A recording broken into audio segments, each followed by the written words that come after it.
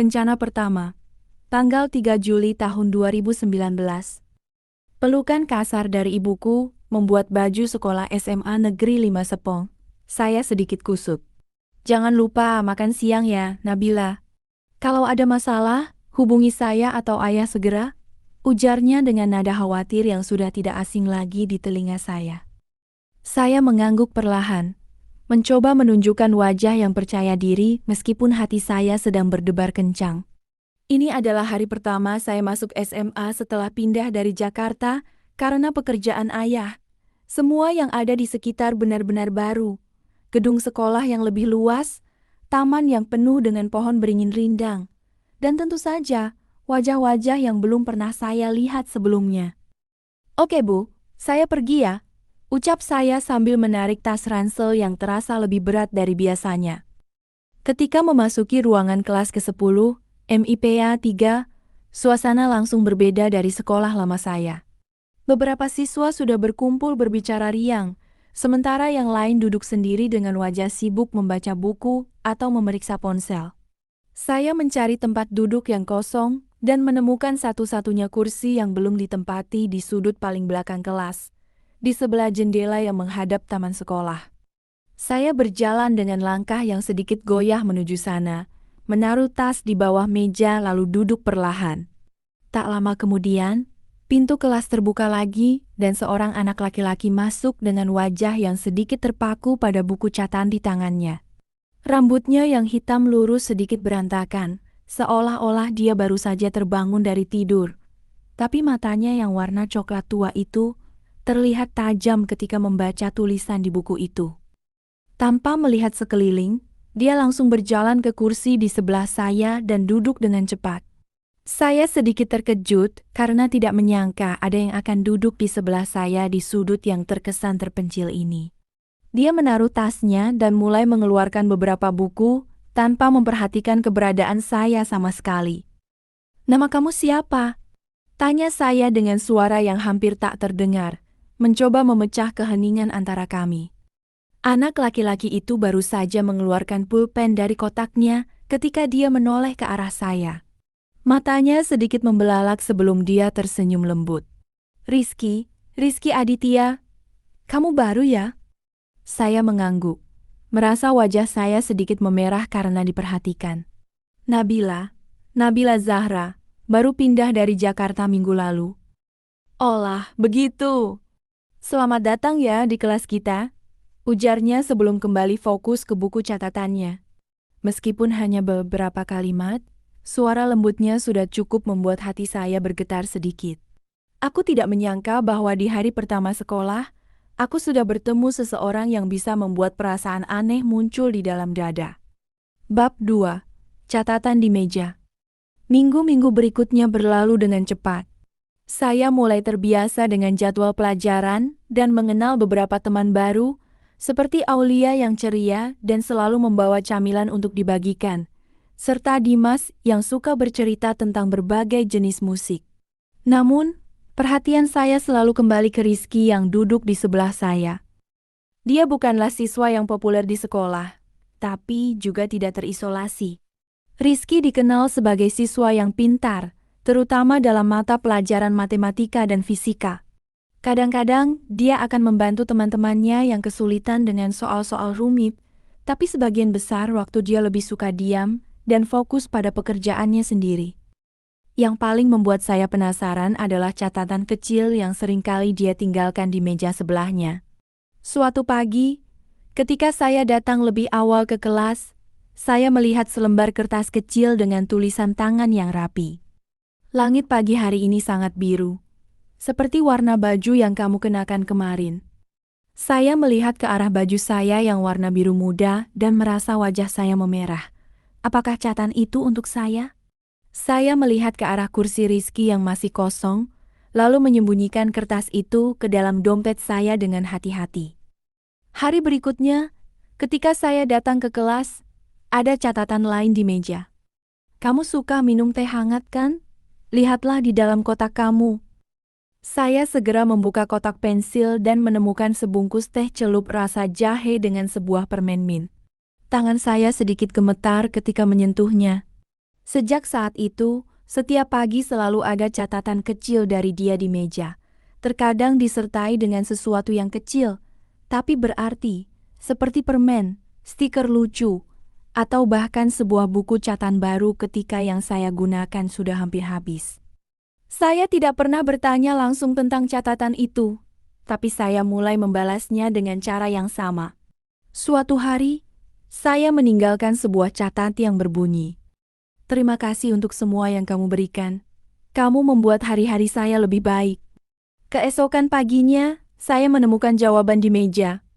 "Hanya karena kamu layak mendapatkan hal-hal baik di dunia ini, Nabila." Bab 3. Kejaran di hujan.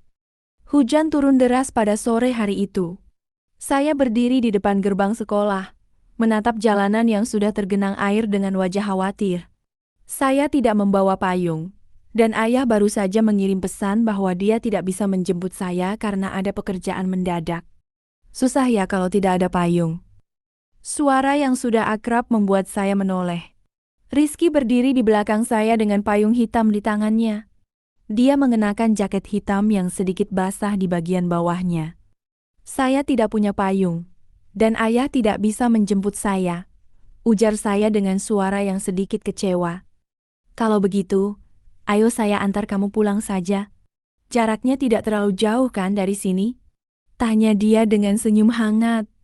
Saya mengangguk dengan rasa senang yang tidak bisa saya sembunyikan. Kami berjalan bersama di bawah payung yang cukup besar untuk menutupi kami berdua. Suara hujan yang menerpa permukaan payung dan jalanan membuat suasana terasa lebih tenang dan intim. "Aku selalu melihat kamu dari jauh sebelum kamu duduk di sebelahku," ujar Rizky tiba-tiba, membuat saya terkejut. "Ketika kamu pertama kali datang ke sekolah, kamu terlihat sangat canggung tapi juga kuat. Seolah kamu siap menghadapi segala sesuatu yang baru." Saya menunduk, merasa wajah saya memerah karena kelucuan. Aku sebenarnya sangat takut saat itu. Semua hal baru membuatku gugup. "Kamu tidak terlihat seperti itu," katanya sambil menoleh ke arah saya sebentar.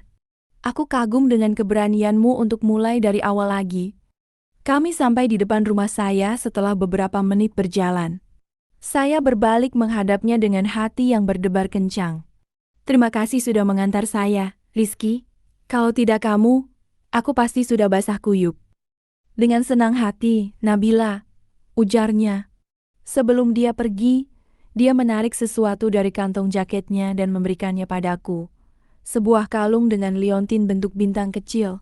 Untuk kamu. Karena kamu seperti bintang yang menerangi sudut kelas yang tadinya sunyi." Saya menerima kalung itu dengan tangan yang gemetar. Saya tidak tahu harus berkata apa. "Cukup kenakan saja itu setiap hari," katanya dengan senyum lembut sebelum berbalik dan berlari menjauh di tengah hujan yang masih terus turun. Saya menatap sosoknya hingga hilang dari pandangan, menyentuh liontin di leher saya dengan rasa bahagia yang tak terbatas. Bab 4. Rahasia yang terungkap. Beberapa minggu setelah kejadian di hujan itu, hubungan saya dengan Rizky semakin erat. Kami sering belajar bersama di perpustakaan sekolah setelah jam pelajaran berakhir, berbagi cerita tentang kehidupan masing-masing, dan terkadang hanya duduk diam sambil membaca buku di taman sekolah. Namun, tidak semua orang senang dengan kedekatan kami. Suatu hari, ketika saya sedang berjalan ke kelas setelah istirahat, saya mendengar beberapa siswa berbicara di belakang saya. "Kau lihat kan? Nabila itu baru datang aja sudah mendekati Rizky yang pintar. Mungkin dia hanya mau mendapatkan nilai bagus saja." "Ya dong, kan Rizky selalu juara kelas. Siapa tahu dia mau menggunakan Rizky untuk kepentingannya sendiri." Kata-kata itu menusuk hati saya seperti jarum. Saya berjalan lebih cepat menuju kelas, mencoba menahan air mata yang ingin keluar. Ketika saya masuk ke kelas, saya melihat Rizky sedang membaca buku dengan wajah fokus. Namun, ketika dia melihat wajah saya yang pucat, dia langsung menutup bukunya dan mendekat.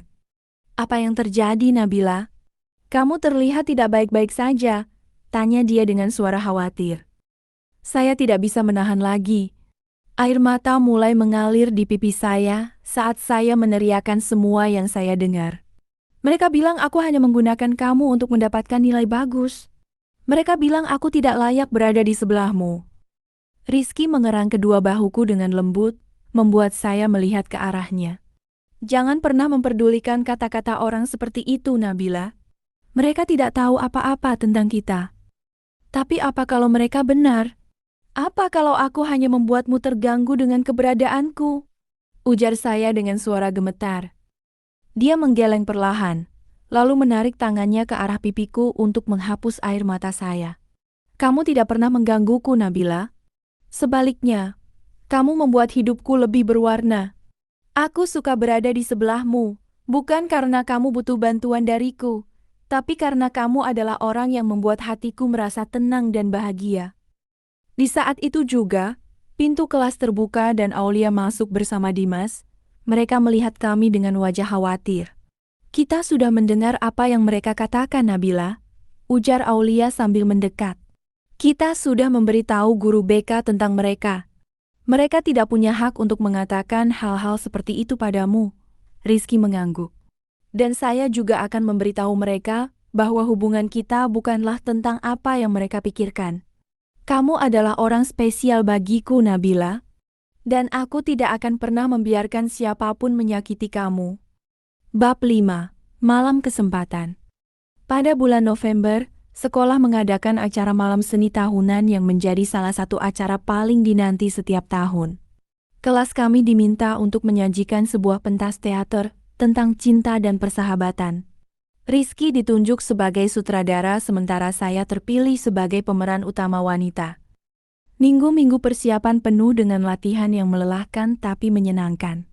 Kami sering berlatih hingga larut malam di aula sekolah, makan makanan cepat saji bersama, dan saling membantu ketika ada bagian yang sulit.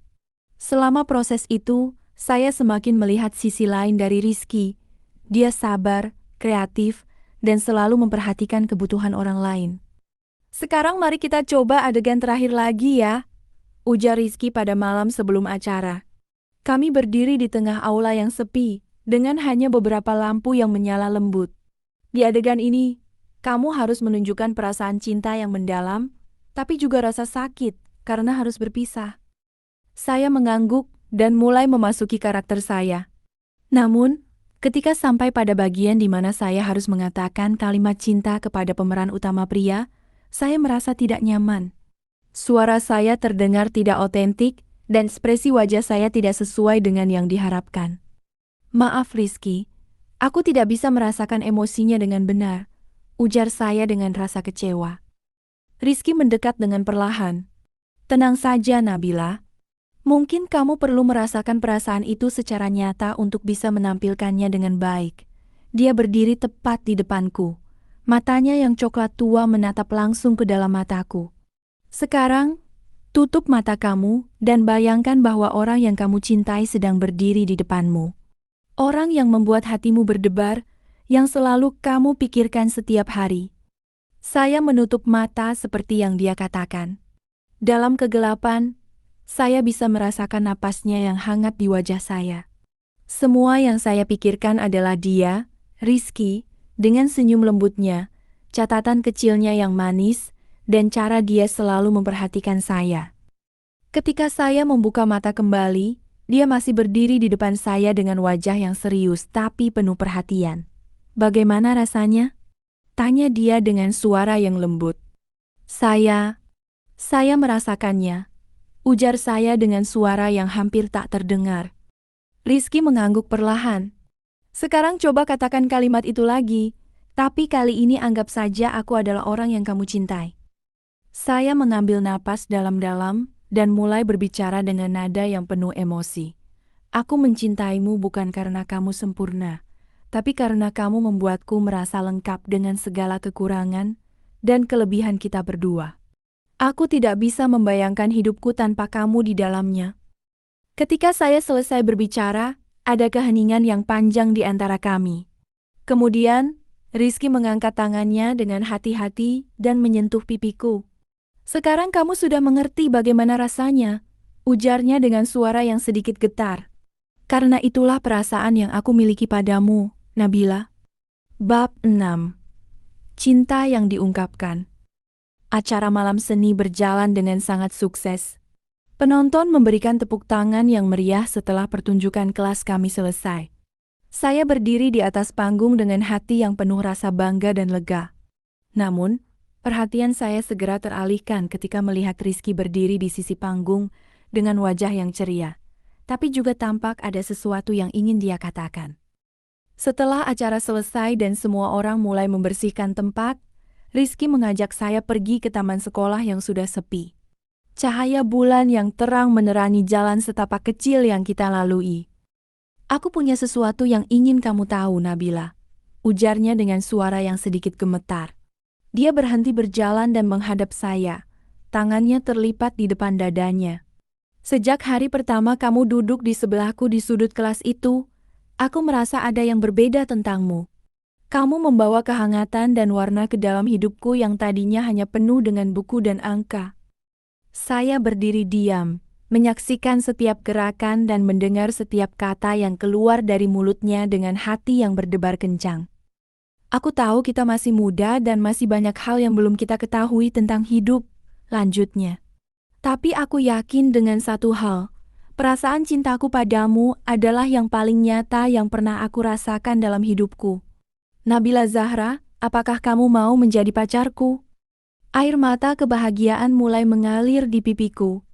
Saya mengangguk dengan cepat, tidak bisa berkata apa-apa karena emosi yang terlalu besar.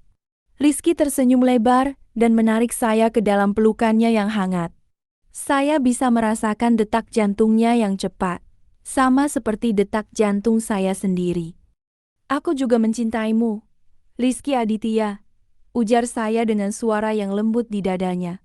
"Sejak hari pertama kita bertemu, aku tahu bahwa kamu adalah orang yang spesial." Kita berdiri di sana selama beberapa menit, saling memeluk di bawah bulan purnama yang menerangi taman sekolah. Di saat itu, saya merasa seolah-olah dunia hanya terdiri dari saya dan dia saja. Semua kekhawatiran dan keraguan yang pernah saya miliki lenyap begitu saja, digantikan oleh rasa bahagia dan harapan untuk masa depan yang akan kita lalui bersama. Bab 7. Tantangan yang datang. Beberapa bulan berlalu dengan penuh kebahagiaan. Kami menghabiskan waktu bersama setiap kesempatan yang ada, belajar bersama di perpustakaan, makan siang di taman sekolah, atau hanya berjalan-jalan di sekitar kota pada akhir pekan. Hubungan kami didukung oleh teman-teman baik kami dan juga orang tua kami yang melihat betapa bahagia kami bersama. Namun, tidak semua hal berjalan mulus.